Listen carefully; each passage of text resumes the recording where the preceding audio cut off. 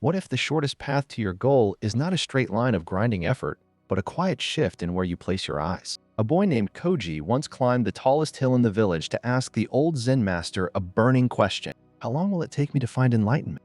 10 years, the master answered. Koji's face tightened. But what if I practice twice as hard?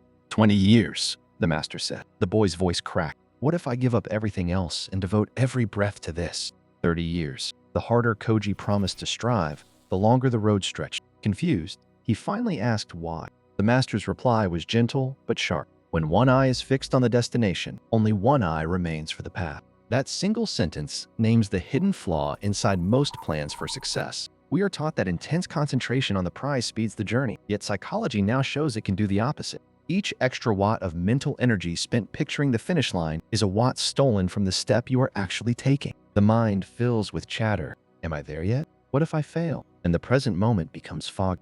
Working memory clogs, small errors slip through, and anxiety rises just enough to tip performance off balance. Researchers call it the outcome goal paradox. In more than a dozen studies, volunteers who kept their attention on the score they wanted to hit solved fewer anagrams, sank fewer basketball free throws, and made more chess blunders than peers told to focus only on the mechanics of the task. The desired number acted like a vacuum on their focus, leaving less bandwidth for the very actions that produce the number. There is a second, quieter thief at work.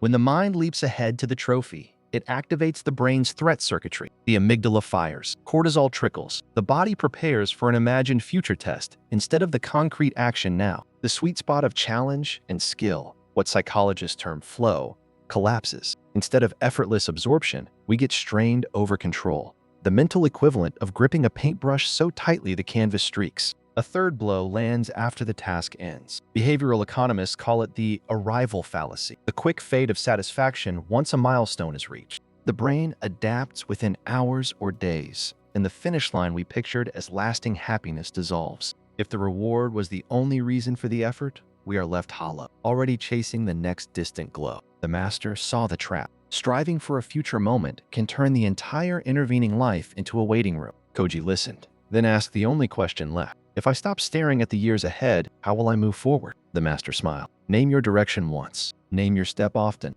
then walk. Direction, not obsession. A compass, not a collar. The goal sets the bearing, but the eyes must drop to the ground immediately underfoot. Modern implementation intention studies agree. People who replace "I want to run a marathon" with "when my alarm rings at 6, I will lace my shoes and jog 2 miles" are twice as likely to still be training 6 months later. The abstract wish is filed away. The concrete cue is rehearsed until it becomes automatic. Koji bowed, walked down the hill, and began to carry water, chop wood, read 1 page, sit 1 breath. He no longer asked how many years remained. He asked how fully he could inhabit the task in front of him. Months folded into seasons, and seasons into quiet confidence. The fruit he once chased so desperately ripened on its own, a side effect of roots that had learned to stay where they were. Set the destination to guide you. Bring your attention back to the next honest step. Allow outcomes to follow from well-lived days. Because sometimes the true reward lies in the effort itself, and the years you were trying to shave off become the very years you remember most fondly.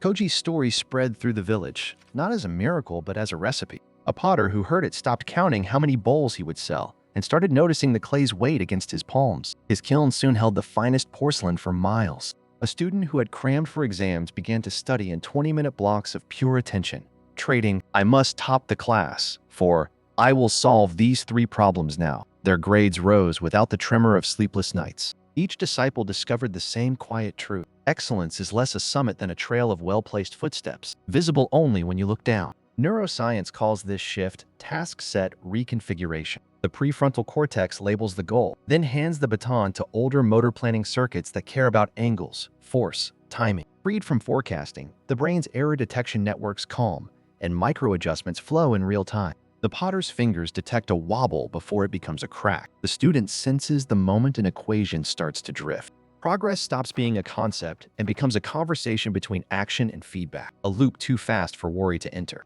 Still, impatience returns in cycles, a habit written into mammalian wiring. When the urge to peek at the horizon appears, the master advised a simple ritual. Exhale, feel the breath leave the ribs. Ask, what is the next smallest move that respects the craft? That single inquiry slices the future back to a sliver the nervous system can handle. Cortisol drops, heart rate steadies, and the loop resumes. Over months, the ritual becomes internalized. The student becomes the teacher, the potter, the kiln master, Koji, the quiet elder who greets newcomers at the temple gate. Years later, a traveler asked Koji how long it had taken him to awaken. Koji laughed, poured tea, and replied, "I stopped counting once the counting became the obstacle." The traveler looked puzzled, so Koji set the cup aside and said, "Walk with me to the well." They drew water together, carried it back, chopped wood for the evening fire. Only when the axe split the final log did Koji speak again. That is the whole teaching. The rest is commentary. The traveler bowed, understanding at last that the path needs no shortening. It needs presence, and presence turns any length into enough. Today, the experiment is yours. State one clear aim. Write the book, learn the language, run the race, then fold the parchment away.